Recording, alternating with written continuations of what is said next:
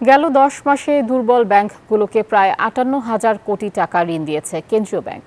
বিশেষজ্ঞরা বলছেন, মূল্যস্ফীতির চ্যালেঞ্জ নিয়েই আমানতকারীদের রক্ষায় অনেকটা বাধ্য হয়েই কেন্দ্রীয় ব্যাংকে তারল্য সহায়তা দিয়েছে। তবে এই সহায়তা দিয়ে ব্যাংকগুলোকে ঠিকভাবে ব্যবসা করতে পারলে সংকট কেটে যাবে বলে মত দিয়েছেন ব্যাংক খাত বিশ্লেষকরা।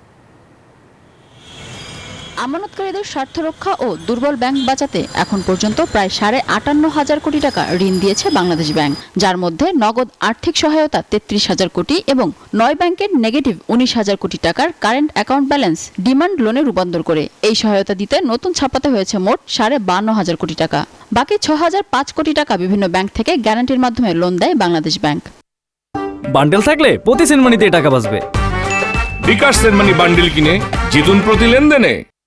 এর মধ্যে সবচেয়ে বেশি ঋণ নিয়েছে ফার্স্ট সিকিউরিটি ইসলামী ব্যাংক, যার পরিমাণ ১৪,২০০ কোটি টাকা। এরপর রয়েছে social Islami bank, SIBL, national bank, Exim bank ও গ্লোবাল ইসলামী ব্যাংক। এছাড়া তালিকায় আছে Islami bank Bangladesh, AB bank, BCBL, ICB, basic bank এবং পদ্মা ব্যাংক।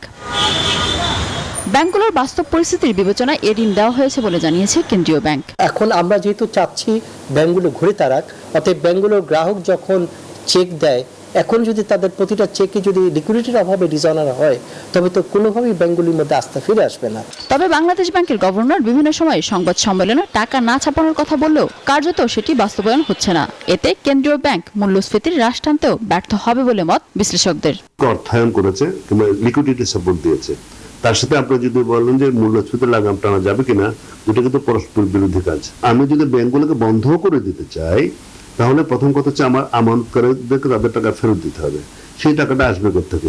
ব্যাংকগুলো যদি ভালোভাবে চলে, লম্বা সময় পায় এবং যে টাকাটা পেয়েছে এটা যদি খুব মিনিমাম সুদে পায়, তাহলে কিন্তু একেবারে অসম্ভব আমি এই কথা বলবো না। আপনি লিকুইডিটি সাপোর্ট দেবেন অথবা তাদেরকে আপনার কি বলে তাদেরকে ন্যাচারাল ডেথ আপনি বরণ করতে বলবেন, তাই না?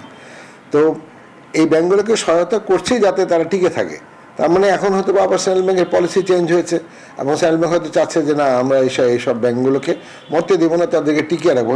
শুধু পাচার হওয়া অর্থ ফ্রিয়েই নয়, ব্যাংকগুলোর তারল্য সংকট সমাধানে কেন্দ্রীয় ব্যাংকে বিদেশি অনুদান, সরকারি ঋণ বা বিদেশি প্রতিষ্ঠানের বিনিয়োগের ব্যবস্থারও পরামর্শ দেন বিশেষজ্ঞরা।